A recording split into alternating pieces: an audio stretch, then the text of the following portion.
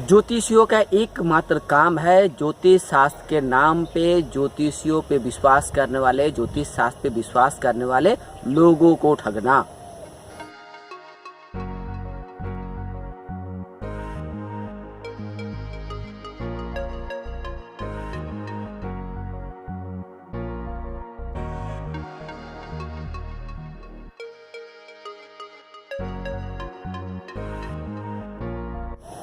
अगर ये ज्योतिष शास्त्र के नाम पे ठगी का धंधा नहीं चलाएंगे तो इनका परिवार कैसे चलेगा।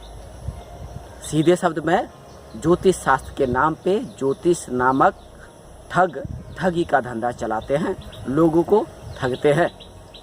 इसके लिए अखबारों में, न्यूज़ चैनल में या मैगजीन में और आजकल सोशल मीडिया में यह विज्ञापन दिया करते हैं कि अगर आपके जीवन में किसी भी तरह की समस्या, यानी नौकरी की समस्या, शादी की समस्या या संतान सुख की समस्या या और भी किसी तरह की समस्या हो तो आप मेरे पास आइए। मैं अपने ज्योतिष शास्त्र के द्वारा आपके किसी भी समस्या का 100% गारंटी के साथ समाधान कर दूंगा। अगर आपकी समस्या का समाधान नहीं हुआ तो आपसे ली गई फीस भी हम रिटर्न कर देंगे। इस तरह के विज्ञापन देखकर जो लोग ज्योतिष शास्त्र पर विश्वास करते हैं, ज्योतिषियों पे विश्वास करते हैं, अपनी किस्मत पर विश्वास करते हैं, जन्म कुंडली पे, हस्तरेखा पर विश्वास करते हैं, ऐसे लोग ज्योतिषियों के चंगुल में फंस जाते हैं। जब कोई व्यक्ति, ज्योतिष शास्त्र में विश्वास करने वाला व्यक्ति, पुरुष या महिला किसी ज्योतिष के पास जाता है तो ज्योतिष समझ ही लेता है कि अब इस बकरे का हलाल हम जरूर करेंगे, क्योंकि ज्योतिष को भली भांति पता है कि उसकी ठगी का दुकान पर पहुंचने वाले लोग, व्यक्ति या महिला जरूर ज्योतिष शास्त्र विश्वास करता है। बगैर ज्योतिष शास्त्र, किस्मत या भाग पर विश्वास करने वाले लोग यहाँ नहीं पहुँचेंगे। तब वो ज्योतिषी उसके दुकान पर पहुँचने वाले ग्राहक यानी महिला या पुरुष का वेशभूषा, पहनावा या बोलचाल देखकर यह अंदाज़ा लगाने की कोशिश करता है कि यह इंसान कितना पढ़ा लिखा हो सकता है, किस तरह का व्यापार करता है या नौकरी करता है, इसकी आमदनी कैसी होगी। इसके बाद ही जब उसके यहाँ पहुँचने वाले कोई महिला या पुरुष अपनी समस्या का व्याख्यान ज्योतिष के सामने करने लगता है तो ज्योतिषी को धीरे धीरे समझ में आने लगता है कि इसे अब किस तरह से ठगा जाएगा। यानी यदि कोई दंपत्ति ज्योतिषी के पास पहुंचता है और कहता है कि हमारी शादी के 10 साल बीत गए, 12 साल बीत गए, लेकिन हमें संतान सुख प्राप्त नहीं हुआ है, तो ज्योतिषी के दिमाग में आ जाता है कि अब इसे संतान सुख प्राप्त करवाने के नाम पे तावीज, कवच, ग्रह रत्न, अंगूठी पहले तो देंगे, इसके बाद यज्ञ आदि करवाने के नाम पे मोटी रकम वसूलेंगे। और मौका मिला तो दंपत्ति यानी उसके दुकान पर पहुंचने वाली किसी महिला ग्राहक से अश्लील हरकत भी करेंगे, यह भी आरोप। अगर मौका मिला तो महिला का भाग बदलने के नाम पे उसका फ़ायदा भी उठाएंगे।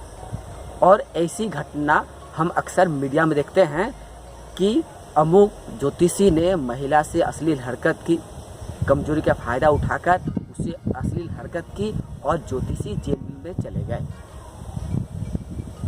तो अब बात हो रही थी कि जब आप किसी ज्योतिष के पास पहुंचते हैं या ज्योतिषी की दुकान पर पहुंचते हैं तो वो ज्योतिषी सबसे पहले आपके पहनावा, आपके बोलचाल से यह अंदाज़ा लगाने की कोशिश करता है कि आप कहां से आए हैं, आप नौकरी करते हैं या व्यापार करते हैं, आपकी आमदनी कैसी है आदि का अंदाज़ा लगाने के बाद ज्योतिषी आपका हथेली देखकर, मस्तिष्क देखकर या जन्म कुंडली देखकर आपके जीवन की समस्या का समाधान करता है। लेकिन वास्तव में आपका हथेली देखकर, मस्तक देखकर, जन्म कुंडली देखकर किसी भी समस्या का समाधान तो क्या, किसी भी समस्या का पता भी लगाना नहीं जा सकता है। यानी आपके हथेली, मस्तक या जन्म कुंडली देखकर आपके जीवन में अगर कोई समस्या है उसका अंदाज़ा लगाना, पता लगाना असंभव है। कोई भी ज्योतिषी ज्योतिष शास्त्र के द्वारा भी कुछ भी पता नहीं लगा सकता है। जब तक आप मुंह खोलकर यह नहीं कहेंगे कि मेरे जीवन में क्या समस्या है, आपके जीवन में नौकरी की समस्या है, शादी की समस्या है, या संतान की समस्या है, या शारीरिक या मानसिक समस्या है, ये बातें जब तक आप मुंह खोलकर ज्योतिष से नहीं कहेंगे, उस ज्योतिषी को कभी पता नहीं चलेगा। वो ज्योतिषी लाख कोशिश कर ले आपके हथेली देखकर, मस्तक देखकर, जन्मकुंडली देखकर, लेकिन आपके जीवन की समस्या का पता कभी नहीं लगा पाएंगे।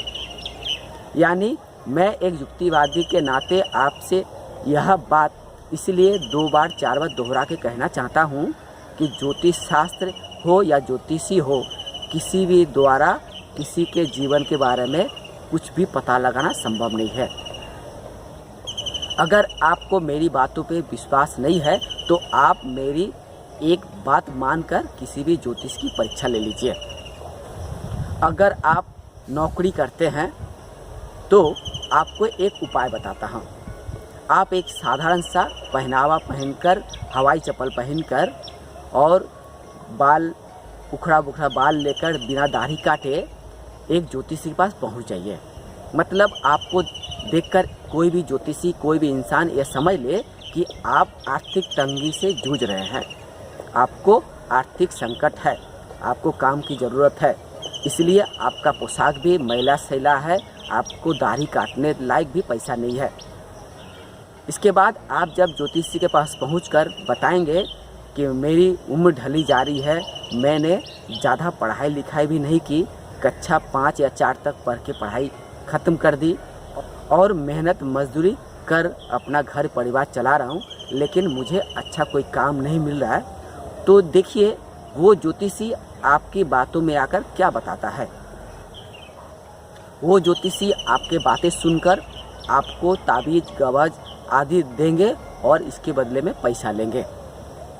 यानी आप यदि बताएंगे कि आप मजदूरी करते हैं, मेहनत करते हैं, किसान खेतीबाड़ी करते हैं, या रिक्शा चलाते हैं, टोटो चलाते हैं, या किसी दुकान में काम करते हैं, तो उसी मुताबिक ज्योतिषी आपको समस्या का समाधान का उपाय बताएगा। लेकिन आपको मेरी बातों से यह अंदाज़ा ज़रूर हो जाएगा कि आप एक नौकरी पेशा होते हुए भी जब आप एक मनगत कहानी लेके ज्योतिष के पास पहुंचेंगे और बताएंगे कि मैं मेहनत मजदूरी करता हूं, खेतीबाड़ी करता हूं, या रिक्शा ऑटो टोटो चलाता हूं, मेरी आमदनी कम है, तो ज्योतिषी आपकी बातों में आकर ऑटो चालक, टोटो चालक या किसान समझकर आपके जीवन के समस्या का समाधान करने की कोशिश करेगा। मैं अपनी बातों से आपको शायद यह समझा सका हूँ कि आप जिस तरह से, जिस वेशभूषा में, रंग रूप में ज्योतिषी के पास पहुँचेंगे, वो ज्योतिषी आपको उसी वेशभूषा रंग रूप में देखेंगे। आप यदि खुद को अनमैरिड बताएंगे तो ज्योतिषी आपको खुद अनमैरिड समझेंगे। आप यदि बताएंगे कि आप पढ़े लिखे नहीं हैं तो ज्योतिषी भी आपको मान लेगा पढ़े लिखे नहीं है। अगर आप 10वीं क्लास पास होकर भी यदि चले जाएं किसी ज्योतिषी के पास और कहेंगे कि मैंने ग्रेजुएशन कंप्लीट कर ली है और मुझे नौकरी नहीं मिल रही है, तो देखिएगा वो ज्योतिषी आपको नौकरी दिलवाने के कई उपाय बताएंगे। इसके लिए ग्रह रत्न ताबीज़ कवच लेने के बाद कहेंगे, यज्ञ आदि करने की बात कहेंगे और इसके बदले में आपसे मोटी रकम वसूल लेंगे। लेकिन आपको पता होना चाहिए, आप जब 10वीं क्लास पास है तो ग्रेजुएट लेवल की नौकरी आपको नहीं मिलेगी। ऐसे में जब कोई ज्योतिषी ग्रेजुएट लेवल की नौकरी की बात कहेगा और आप सिर्फ 10 क्लास पास है, तो इससे यह साबित हो जाएगा कि ज्योतिषी के पास कोई ज्ञान नहीं है। अगर उस ज्योतिष पास किसी भी तरह का कोई ज्ञान होता तो उसे अंदाज़ा हो जाता कि आप 10वीं तक ही पढ़े हैं और ग्रेजुएशन की नौकरी मांगने आए हैं। सीधे शब्द में ज्योतिषी के पास कोई भी ज्ञान नहीं होता है। सीधे शब्द में ज्योतिष के पास सिर्फ एकमात्र ज्ञान होता है कि किस तरह से लोगों को अपने चंगुल में फंसाकर उसे ठगना है, उसकी कमाई पे हाथ साफ करना है। लेकिन ज्योतिषी के पास ना ज्योतिष शास्त्र का ज्ञान होता, ना कोई विज्ञान का ज्ञान होता है। ज्योतिष शास्त्र सिर्फ एकमात्र शास्त्र है, ये कोई विज्ञान नहीं है। और जो जितना बड़ा ज्योतिषी वो उतना बड़ा ही ठग होता है। ये ठग ज्योतिष शास्त्र के नाम पे ज्योतिषों पे विश्वास करने वाले लोगों को ठगने के लिए ठगी का दुकान खोलकर बैठे रहते हैं। और जब कोई व्यक्ति ज्योतिष शास्त्र में विश्वास करने वाला व्यक्ति उसके दुकान पर पहुंचता है तो वो ज्योतिषी उसे अच्छी तरह से हलाल करता है, ठगता है। इसलिए हम युक्तिवादी, तर्कवादी आपसे बार बार यही कहेंगे, चुनौती के साथ कहेंगे, जो जितना बड़ा ज्योतिषी वो उतना ही बड़ा ठग। ऐसे ठग, पाखंडी, चिटिंगबाज ज्योतिषी से दूरी बना कर रखिए।